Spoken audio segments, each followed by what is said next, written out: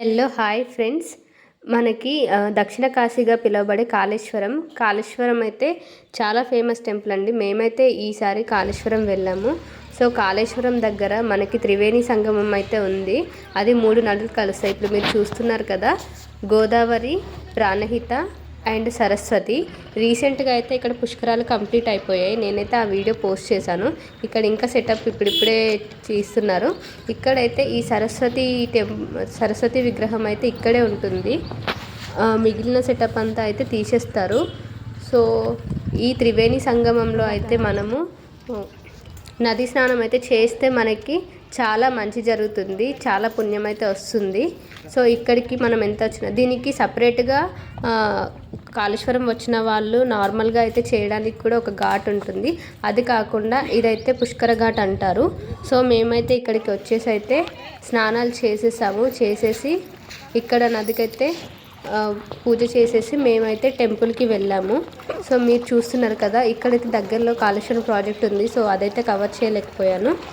Then next అయితే మేము టెంపుల్లో పూజకైతే వెళ్ళిపోయాము. ఇక్కడైతే చూసారు కదా, నదిలో దీపాలు వదిలి అందరైతే మొక్కుకుంటున్నారు. ఇలా ఈ నదికి, గోదావరికి మనము దీపారాధన చేస్తే చాలా మంచి జరుగుతుంది. సో మీలో ఎవరైనా కోరికలు కోరుకొని ఇక్కడికి వస్తే అయితే అవి నెరవేరుతాయి. సో చూసారు కదా, ఇక్కడైతే వాటర్ బాగున్నాయి. అండ్ నెక్స్ట్ కంపల్సరీ ఎవరైనా నెక్స్ట్ టైం కాళేశ్వరం వెళ్ళినా కూడా ఇక్కడికైతే పక్కాగా రావాలి. వచ్చి ఇక్కడైతే పుష్కర స్నానం, గోదావరి స్నానం అయితే చేస్తే చాలా మంచిది. చూసారు కదా, సరస్వతి విగ్రహం చాలా బాగుంది కదా. సో సరస్వతి దేవి అయితే మనకి జ్ఞానాన్ని అయితే ప్రసాదిస్తుంది. సో మీరు ఇక్కడ కూడా దర్శనం చేసేసుకొని నెక్స్ట్ అయితే మనం టెంపుల్కి వెళ్ళిపోవచ్చు. సో టెంపుల్లో అయితే ఫస్ట్ ఎంట్రన్స్లో అయితే ఇలా ఒక శివుడి విగ్రహం అయితే ఉంటుంది. సో ఈ విగ్రహం నుండి మనమైతే ఎంట్రన్స్ గోపురం అయితే చూడొచ్చు. ఇక్కడ నుండి మనం దర్శనం చేసుకొని ఫస్ట్ అయితే ఇక్కడ కంపల్సరీ దర్శనం చేసుకొని లోపలికి వెళ్ళాలి. చూసారు కదా, శ్రీ కాళేశ్వర ముక్తీశ్వర స్వామి దేవస్థానము. ఇదైతే మనకి కాళేశ్వరంలో ఉంది. భూపాలపల్లి డిస్టిక్లో అయితే వస్తుంది ఈ టెంపుల్, తెలంగాణలో. సో ఇదైతే ఎంట్రన్స్ అయితే చాలా పెద్దగా ఉంది కదా. సో ఇక్కడైతే చాలా వైడ్గా ఉంటుంది. నెక్స్ట్ నా ఎంట్రన్స్లో ధ్వజస్తంభం తర్వాత అయితే నంది ఉంటుంది. ఆ తర్వాతకి మనం ఇలా మెయిన్ టెంపుల్ వరకు వెళ్తూ ఉంటే మనకి ఇక్కడ యమధర్మరాజుది ఒకటైతే చిన్న టెంపుల్ లాగా ఉంటుంది. ఇక్కడైతే మీరు చూసుకుంటే యమస్తుతి ఉంది.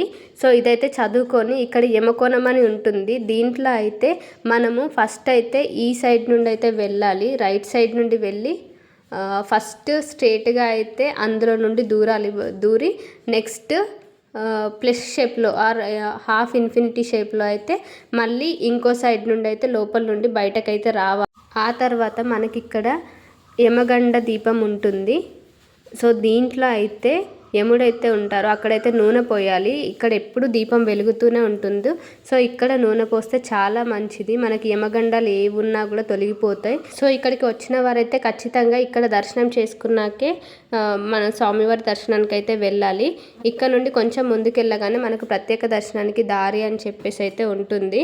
సో ఈ క్యూ లైన్ ఉంది కదా, ఇక్కడ నుండి అయితే మనము డైరెక్ట్గా టెంపుల్ లోపలికి అయితే వెళ్ళిపోతాము. సో ఇక్కడ ముందు టెంపుల్ ఎంట్రన్స్కి అయితే నందీశ్వరుడు ఉంటారు. మనము ఏం తీసుకొచ్చినా కూడా పసుపు కుంకుమ పూలు కానీ కొబ్బరికాయ ఇక్కడే కొట్టేసుకొని అయితే మనం లోపలికి వెళ్ళాల్సి ఉంటుంది. సో ఇక్కడ నుండి అయితే మేము నందీశ్వరుని దర్శనం చేసుకొని లోపలికి వెళ్ళాము. ఇలా వెళ్ళగానే 2 శివలింగ విగ్రహాలు అయితే ఉంటాయి. వీటికి ఎప్పుడు అభిషేకం జరుగుతూనే ఉంటుంది. చూసారు కదా, సో ఇలా 4 వైపులా నందీశ్వరుడు ఉంటారు. ఇక్కడైతే మనం ప్రత్యేక అభిషేకాలు అయితే చేయించుకోవచ్చు. చూసారు కదా, ముక్తీశ్వర స్వామి అయితే ఇక్కడ ఎలా కొలువు తీరారో కాళేశ్వరం. ఇక్కడ స్వామివారిని కాలభైరవుడు కూడా అని అంటారు. చూసారు కదా, ఇలా 4 వైపులా నంది ఉన్నారు. అండ్ ఇక్కడ మనము ఇంకో పక్కన అయితే గుడి ఉంటుంది. అందులోకి వస్తే అయితే అమ్మవారు ఉంటారు. ఇక్కడైతే కుంకుమార్చన చేయించుకోవచ్చు. ఇక్కడ అమ్మవారిని అయితే దర్శించుకొని కుంకుమార్చన చేసుకోవచ్చు. ఇక్కడ కూడా ధ్వజస్తంభం ఉంటుంది.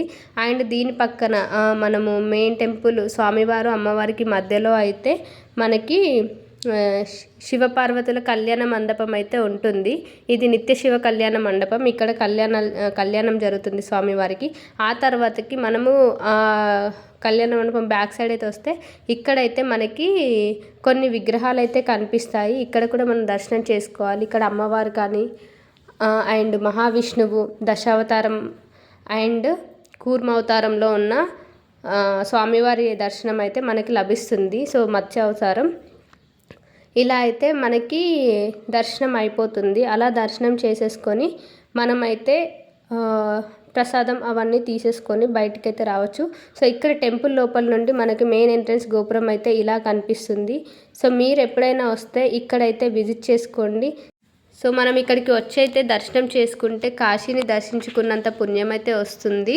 సో మీరు ఎప్పుడు వచ్చినా కూడా ఇక్కడైతే దర్శనం అయితే చేసేసుకోండి. ఇక్కడైతే చెండకేశ్వరుడు స్వామివారిది కూడా చిన్న విగ్రహం అయితే ఉంటుంది ఇక్కడ టెంపుల్. సో టెంపుల్ వ్యూ అయితే చూసారు కదా.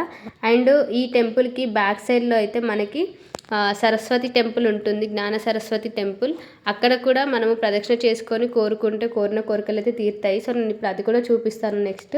ఇలా అయితే టెంపుల్ బ్యాక్ సైడ్ నుండి ఎంట్రన్స్ ఉంటుంది అండ్ మనం ఫ్రంట్ సైడ్ నుండి కూడా తిరిగేసి వెళ్ళొచ్చు. ఇది అయితే టెంపుల్ అయితే ఇప్పుడు క్లోజ్ చేసింది. అండ్ ఇక్కడైతే పెద్దగా శివుడి విగ్రహం అయితే ఉంటుంది. సో మీరు కంపల్సరీ దర్శనం చేసుకోండి ఫ్రెండ్స్. నా వీడియో మీకు నచ్చినట్లయితే please like, share and subscribe to my channel.